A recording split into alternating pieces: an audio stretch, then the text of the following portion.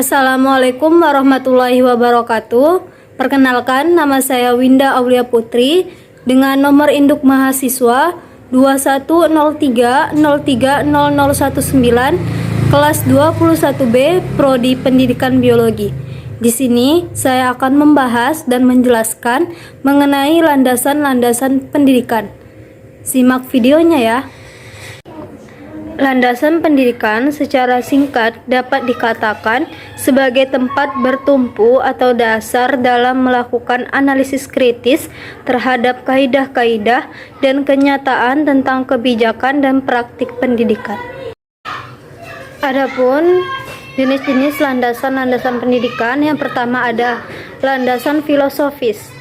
Landasan filosofis merupakan landasan yang berkaitan dengan makna atau hakikat pendidikan yang berusaha menelaah masalah-masalah pokok dalam pendidikan, seperti apakah pendidikan itu, mengapa pendidikan diperlukan, dan apa yang seharusnya menjadi tujuan pendidikan. Sehubungan dengan itu, landasan filosofis merupakan landasan yang berdasarkan atau bersifat filsafat. Adapun teori-teori pendidikan yang berdasarkan pada aliran filsafat tertentu yang akan mempengaruhi konsep dan praktik pendidikan. Yang pertama ada aliran esensialisme. Aliran esensialisme merupakan mazhab filsafat pendidikan yang menerapkan prinsip idealisme dan realisme secara elektis.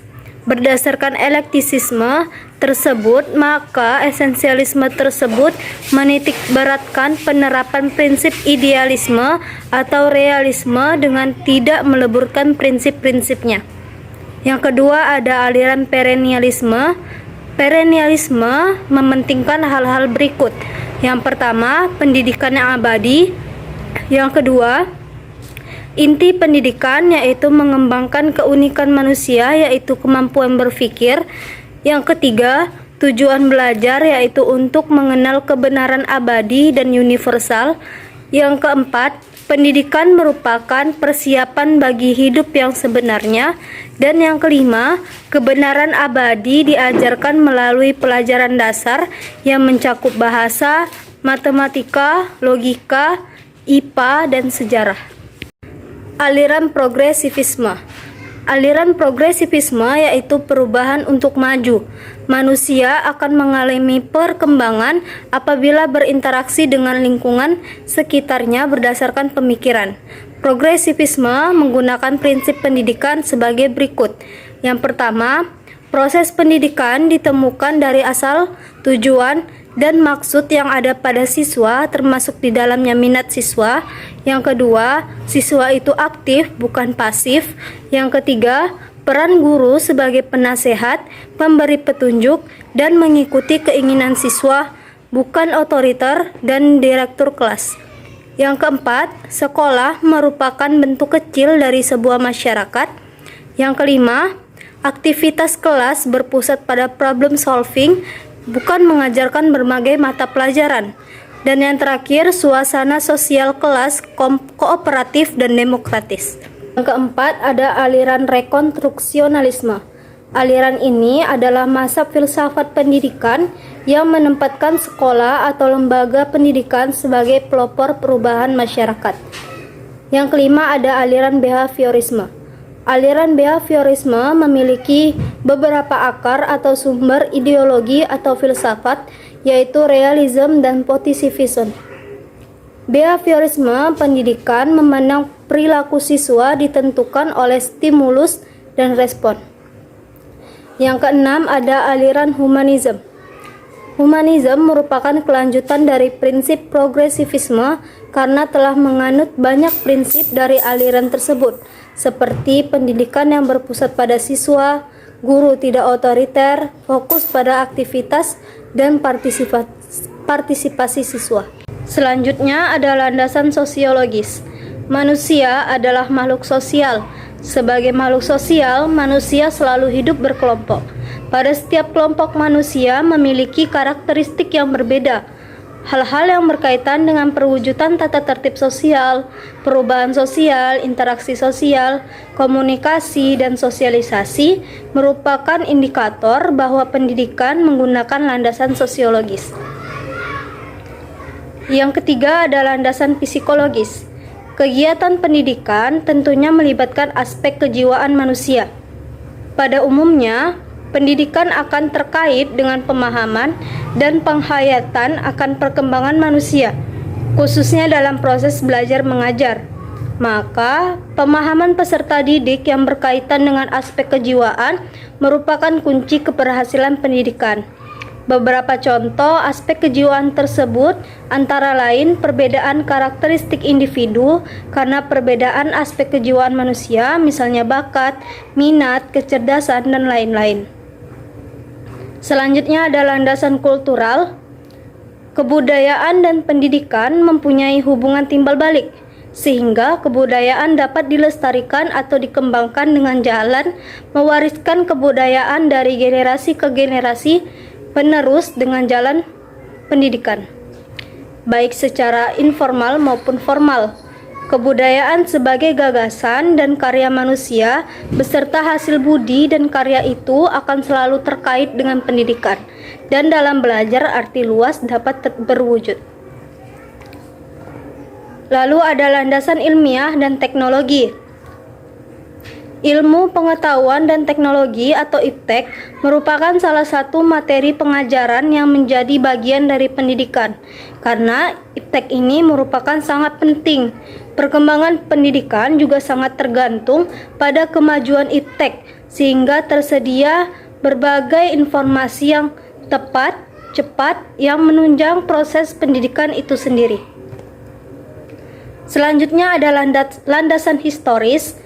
Sejak manusia hidup, saat itu pula pendidikan ada. Dari pendidikan yang paling sederhana sampai pendidikan yang sangat kompleks seperti yang kita rasakan saat ini. Di Indonesia, pendidikan sejak zaman purba, zaman Hindu-Buddha, masuknya pengaruh Islam, penjajahan Belanda dan Jepang, serta usaha-usaha ke arah pendidikan nasional seperti saat ini. Jelasnya dalam hal ini adalah pendidikan memiliki perspektif kesejarahan. Kemudian ada landasan politik. Politik di sini diartikan sebagai cita-cita yang harus diperjuangkan. Agar tujuan dan cita-cita ini dapat dicapai, salah satunya dengan pendidikan. Dengan dilakukannya penanaman pengertian akan kekuasaan, hak dan kewajiban, ideologi, serta berbagai aturan yang harus ditaati oleh setiap warga negara. Penanaman akan hak dan kewajiban, nilai-nilai demokrasi merupakan pertanda bahwa dalam pendidikan terdapat landasan politik. Selanjutnya ada landasan ekonomi. Dilihat dari kacamata ekonomi, pendidikan dapat dipandang sebagai human investment. Dengan memiliki pendidikan, maka manusia merupakan modal bagi pembangunan. Maksudnya di sini yaitu modal manusia atau human capital. Hal ini karena manusia yang terdidik yang kemudian berfungsi sebagai tenaga kerja dan memiliki kemampuan teknologis dapat menunjang laju pertumbuhan ekonomi, yaitu meningkatnya GNP dan juga pendapatan nasional. Peran pendidikan dalam meningkatkan perekonomian akan berlangsung signifikan apabila didukung dengan penggunaan teknologi yang memadai.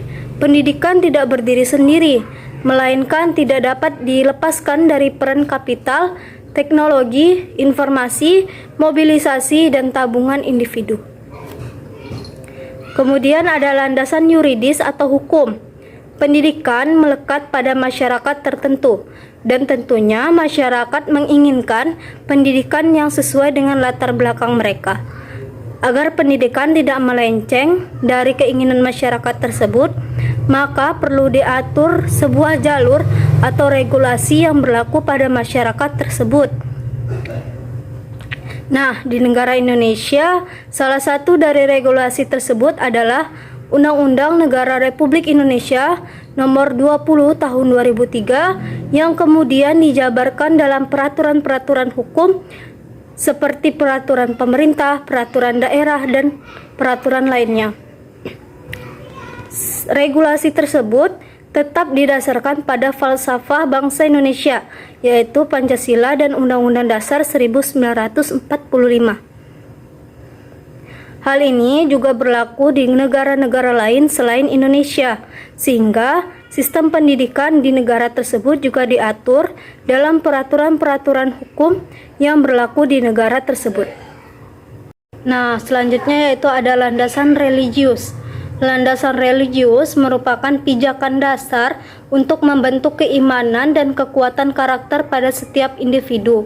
Maka landasan religius ini harus ditanamkan sejak dini pada peserta didik melalui lembaga pendidikan seperti sekolah. Nah, emang ada ya tujuan landasan pendidikan? Ada dong. Tujuan landasan pendidikan yang pertama, menguatkan fondasi sistem pendidikan menjadi lebih berkualitas. Yang kedua, mencapai tujuan pendidikan yang telah dirumuskan. Yang ketiga, membangun sumber daya manusia yang lebih cerdas dan berkualitas. Dan yang keempat, menciptakan pola kerja dan pola pikir yang selaras di dunia pendidikan. Fungsi landasan pendidikan yang pertama ada sebagai tolak ukur kualitas suatu kebijakan atau program pendidikan. Yang kedua, sebagai pedoman yang konkret dalam praktik pendidikan. Yang ketiga, sebagai dasar dalam mencetuskan ide atau gagasan terkait konsep pendidikan. Dan yang keempat, sebagai pedoman dasar yang harus dipegang teguh oleh pendidik dan tenaga kependidikan. Sekian video penjelasan mengenai landasan-landasan pendidikan. Apabila ada kekurangan mohon dimaafkan. Wassalamualaikum warahmatullahi wabarakatuh.